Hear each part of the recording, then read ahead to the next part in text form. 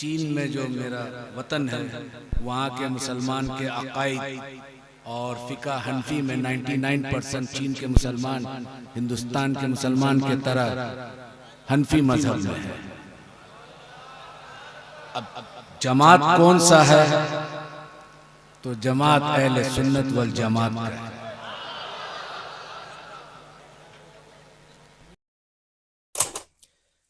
अस्सलाम वालेकुम दोस्तों, मैं आपका दोस्त मोहम्मद मारूफ एक और वीडियो के साथ आपके खिदमत में पेश हूँ। मैं क्या आपने चाइनीज़ मौलाना को हिंदी बोलते हुए देखा है? आप देख सकते हैं चाइनीज़ मौलाना सुन्नती तरीके से, सुन्नत जमात के मौलाना चाइनीज़ और हिंदी बोल रहे हैं और इतनी मीठे अंदाज में, इतने प्यारे अंदाज में समझा रहे हैं, हर चीज़ को बता रहे हैं कि किस तरह से काम करना चाहिए, किस तरह से नहीं करना चाहिए। बहुत प्यारे अंदाज में बता रहे हैं, तो आप भी सुनिए। और चाइनीज़ मौलाना कितनी प्यारी आवाज़ में बोल रहे हैं। हिंदी भाषा ऐसी है कि मैं ये मानता हूँ कि पूरी दुनिया का आदमी इस हिंदी भाषा को सीख चुका है। एक हम लोग उन लोगों की भाषा नहीं सीख पा रहे हैं, ये हमारी कमी है, लेकिन दूसरी देश के लोग हिंदी भाषा बहुत जल्दी सीख रहे हैं। तो इसलिए देखिए आप चाइनीज़ मौलाना किस तरह से समझा रहे हैं।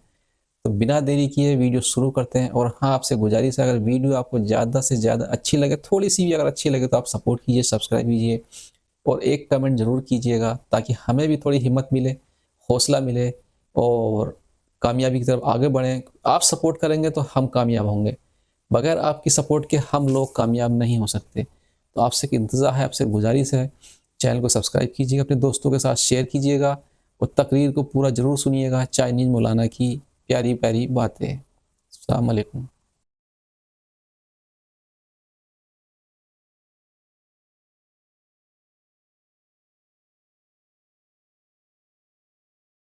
बिल्कुल।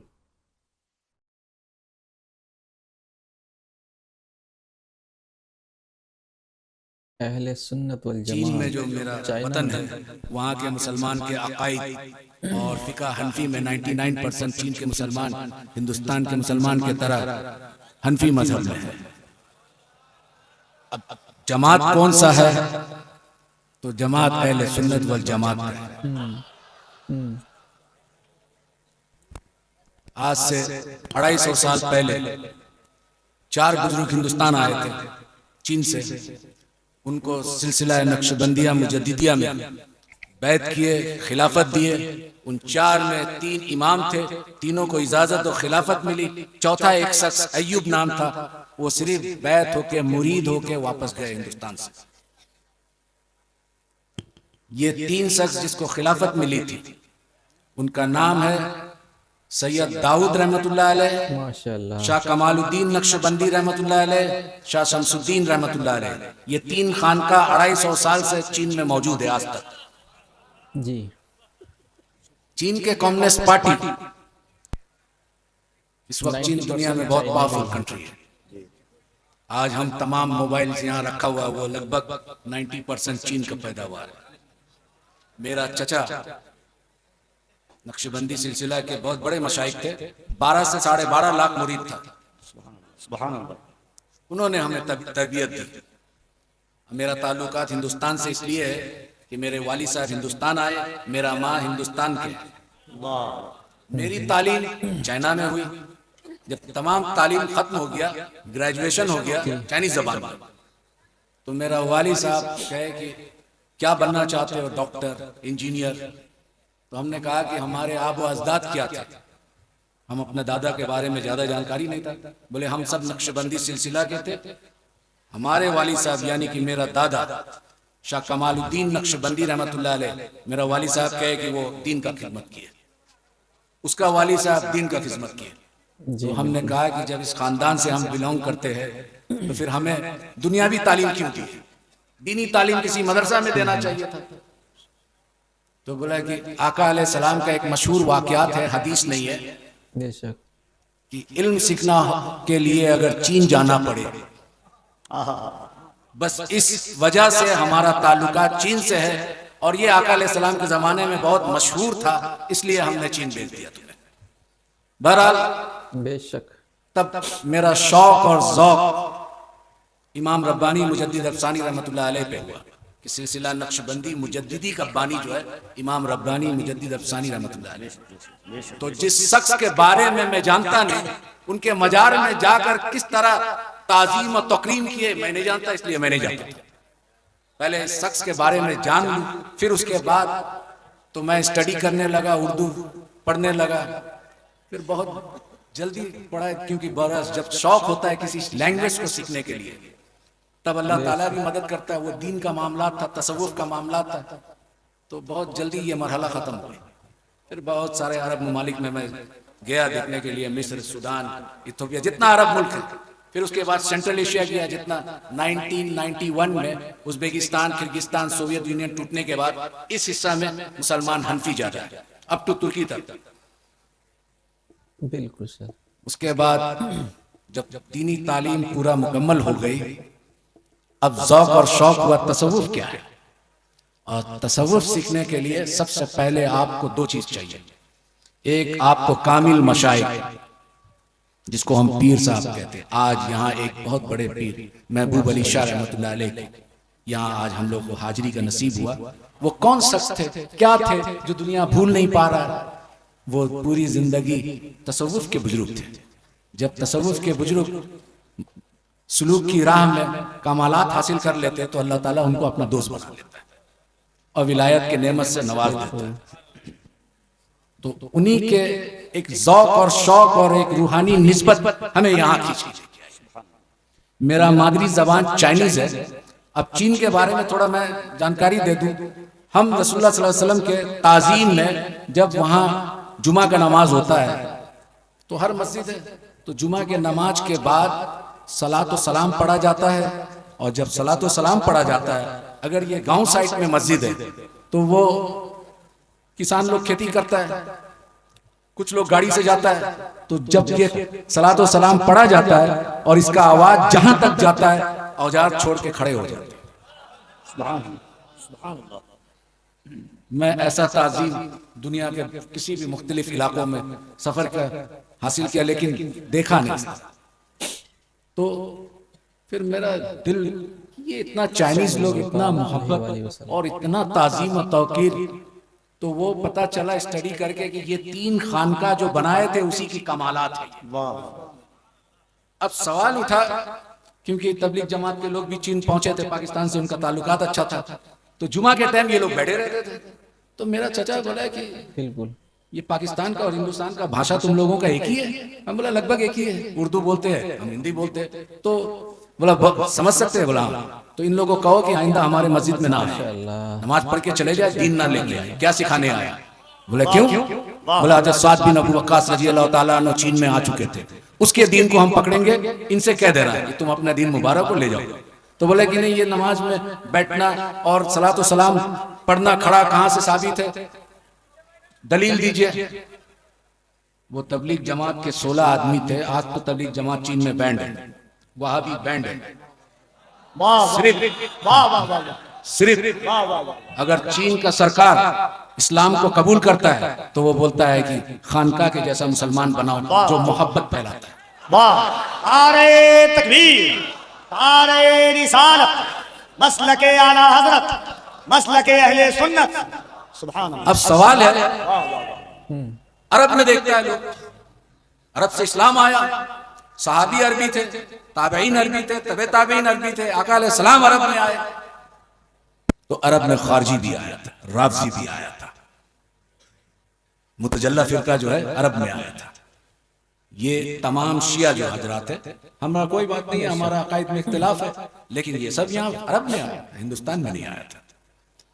तो सवाल उठा, जब स्टडी किया तो ये लोग ज्यादा जो अहले सुन्नत से निकले, मेन स्ट्रीम अहले सुन्नत है, सवारे आजम, लेकिन इससे जो साखे निकला मुख्तलिफ फिरकों में बटा, वो तमाम के तमाम फिरका कुरान से दलाइल देते हैं। अब ये तबलीग जमात के लोग बोलते हैं कि खड़ा होके साबित करो, ये करो, वो करो।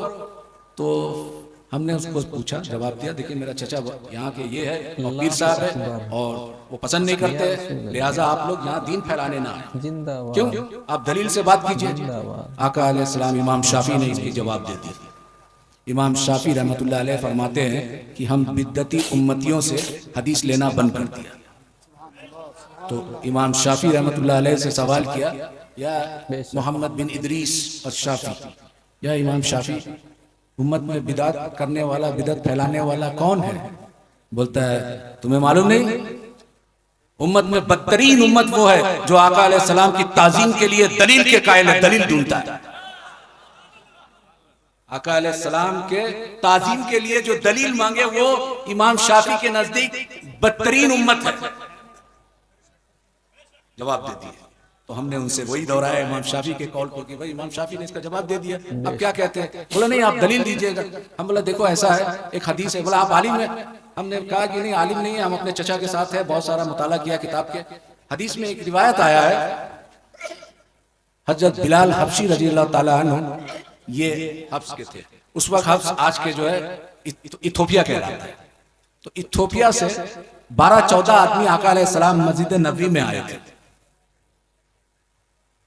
आने के बाद उन लोग आका अलैहिस्सलाम और हजरत अबू बकर सिद्दीक, उमर फारूक रजी अल्लाह ताला, उस्मान गनी सब बैठे हुए साहबा।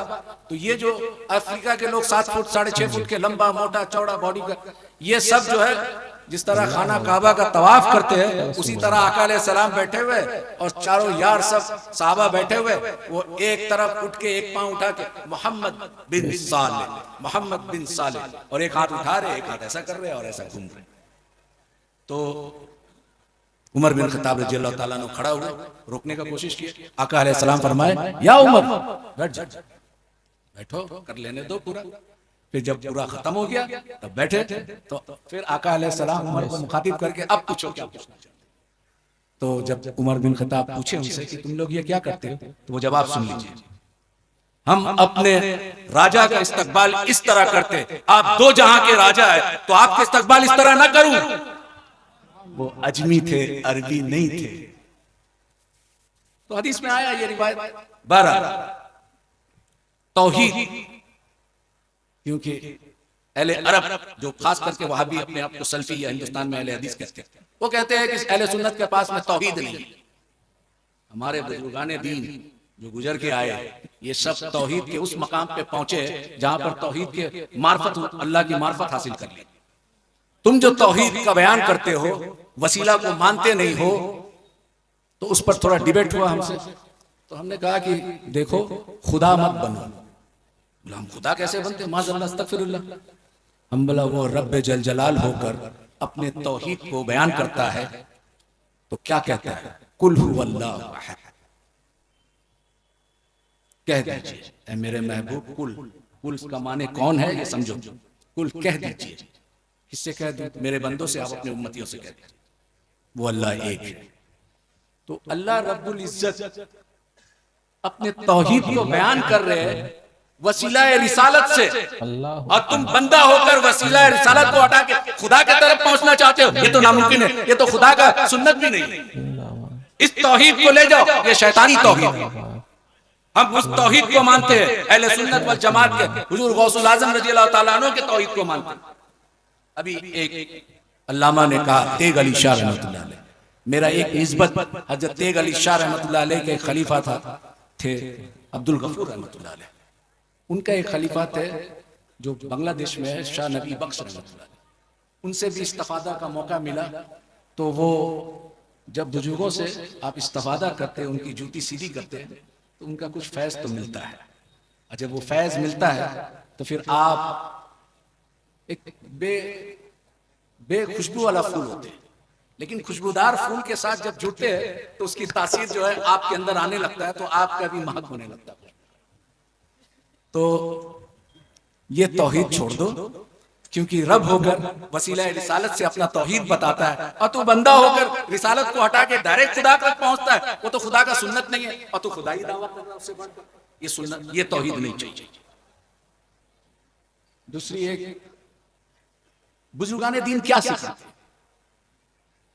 भाई, एक जब जाहिरी इल्म हासिल कर ले, उसके बाद अल्लामा का डिग्री ले ले, अब वो बातिन के अहवाल को सुधारने के लिए कहां जाए, तो वो किसी बुजुर्ग कामिल वली की तलाश करता है। बहरहाल जो भी सिलसिला हो, और जब वो तलाश करता है तो उसकी जूती सीधी करता है, उस वक्त तक सीधी करता है जब तक अपना इरादा अपने उस्ताद के इरादे में गुम न कर दे। अब उस्ताद जो चाहता है वो करता है। इसको फनाफिल शेख कहते हैं कि अपने इरादा को तर्क कर दिया और अपने उस्ताद के इरादे को गलबा लाया। वो जो बनाना चाहता है वो बनना चाहता है। वो क्या सिखाते हैं? 2 सब्जेक्ट, तमाम खानका में 2 सब्जेक्ट, एक रूह, दूसरा नफ्स। रूह और नफ्स का क्या ताल्लुकात है, तमाम बुजुर्गाने दीन का फोकस इस पर है।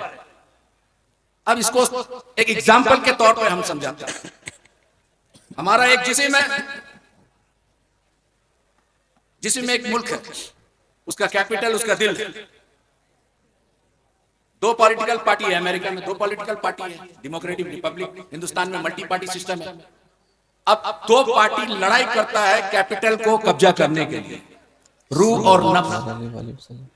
रूह कोशिश करता है बंदों का कल्ब को हासिल करने के लिए, नफ्स कोशिश करता है बंदों के कल्ब को हासिल करने के लिए। जिसमें 2 पॉलिटिकल पार्टी के हैसियत से अगर रूह गलबा आ गया या नफ्स गलबा आ गया तो अक्ल सलीम प्राइम मिनिस्टर होता है, इसको खबर देता है। मेरा हाथ पांव देखना सुनना ये सब डिफरेंट मिनिस्ट्री है। तो जब नफ्स गलबा पा लेता है और पूरा इसका कल्ब पे नफ्स का गलबा हो जाता है तो इसको बुजुर्गाने दीन इस दिल को कहते हैं कल्ब जुल्मानी, क्योंकि नफ्स का गलबा हो गया, रूह इसका कमजोर है। सूफी क्या कहते हैं? उनको तस्किया नफ्स के वजह से उसकी नफ्स को कमजोर करते हैं और रूह के ताबे कर देते हैं। जब नफ्स गलबा पा लेता है, कल्ब को कब्जा कर लेता है और अक्ल सलीम को कहता है कि मुल्क में अब मेरा जीत हो गई, अब ये वो सुनेगा जो नफ्स चाहेगा, तो गुनाह करता है। और उसके ऑपोजिट में नफ्स हार जाए, कमजोर हो जाए, रूह गलबा पा ले। और रूह जब गलबा पाता है तो रूह तो जमीन का चीज नहीं है, रूह अरवा से आया, अल्लाह से वादा करके आया, अलस्तु रब्बी कालू बला, उसको पूरा करके जाना है, जिस्म को लेके जाना है। तो जब रूह कब्जा कर लेता है कैपिटल पर तो उसका पूरा जिस्मानी, उसका डिफरेंट पार्ट्स ऑफ मिनिस्ट्री, वो तमाम वो काम करता है जिससे रूह को सुकून मिलता है। उसको सूफिया कहते हैं कि इस बंदे का कल्ब रूहानी, ये है खानकाई निजाम, ये सिखाते हैं तस्वीर कल्ब। अब तीसरा एक है और इसी पर मेरा तकरीर खत्म कर दूंगा। गौर से सुनिए आप। चाइनीज जबान में लिंग ख्वन कहते हैं, लिंग ख्वन। अजीज़ान मिल्लत इस्लामिया, शहज़ादे गौसे आज़म औलाद रसूल हुज़ूर सैयदी शफ़ाअत मियां साहब क़िबला की आमद है। इस्तक़बाल कर लें पूरा मजमा दिल लगाकर। नारे तकबीर और ज़रा बुलंद आवाज़ से नारे तकबीर, नारे रिसालत, हुज़ूर सैयदी शफ़ाअत मियां साहब क़िबला, फैज़ाने औलिया कॉन्फ्रेंस, उर्से हज़रत दाता महबूब शाह। नारे तकबीर, नारे रिसालत।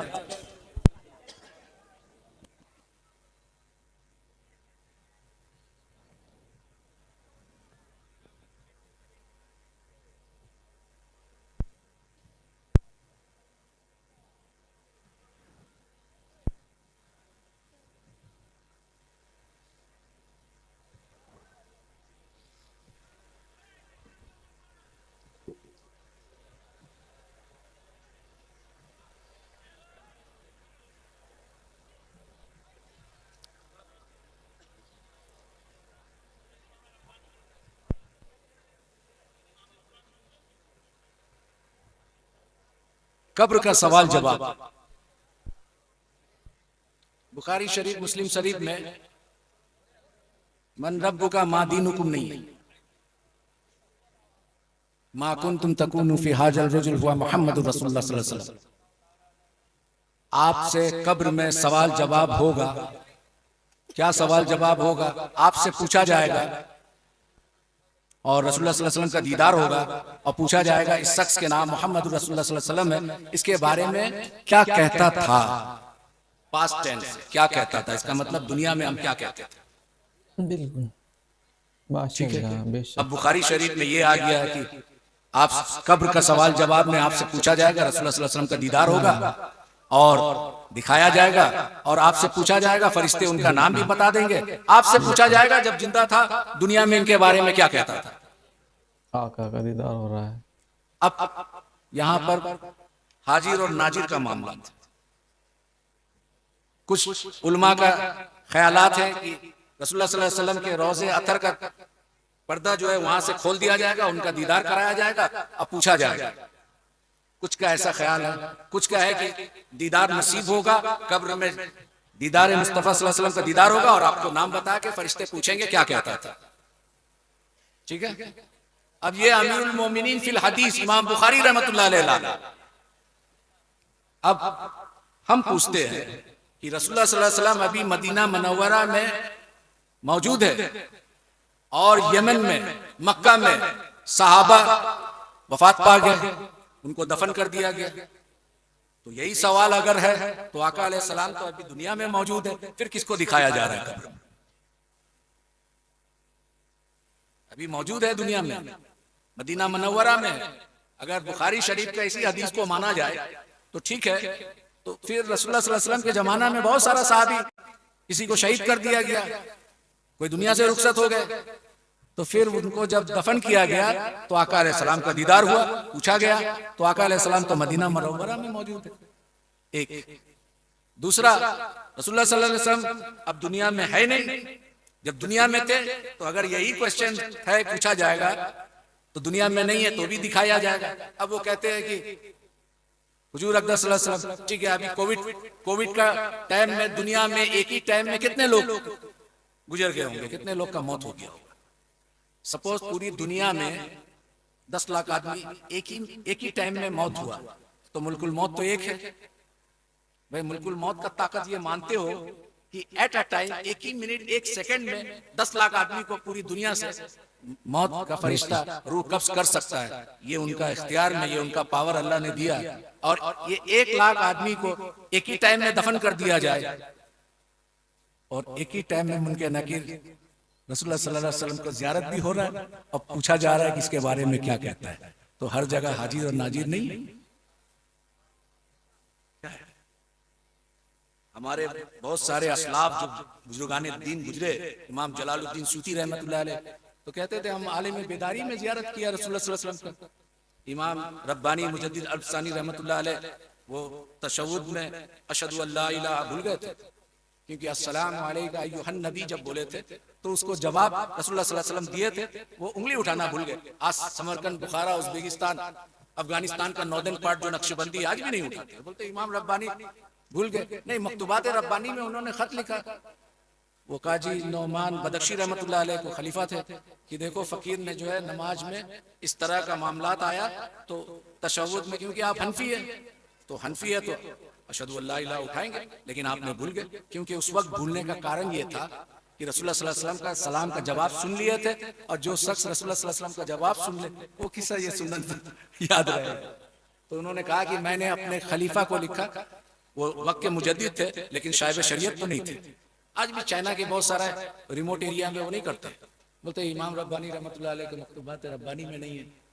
बराबर, तो एक ही टाइम में इतने लोग का मौत हुआ और एक ही जगह में नहीं हुआ, दुनिया के मुख्तलिफ इलाकों में हुआ, एक ही साथ दफन कर दे और एक ही साथ किसका दीदार हो रहा है? रसूलुल्लाह सल्लल्लाहु अलैहि वसल्लम को दिखाया जा रहा है और पूछा जा रहा है कि इस शख्स के बारे में क्या कहता था। तो फिर हाजिर और नासिर का क्या माने? यही तो माने।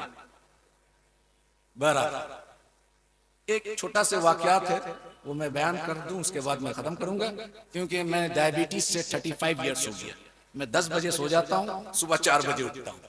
तो वो मौलाना शौकत साहब ने रिक्वेस्ट किया कि आज, तो खैर बहरहाल कोई बात नहीं।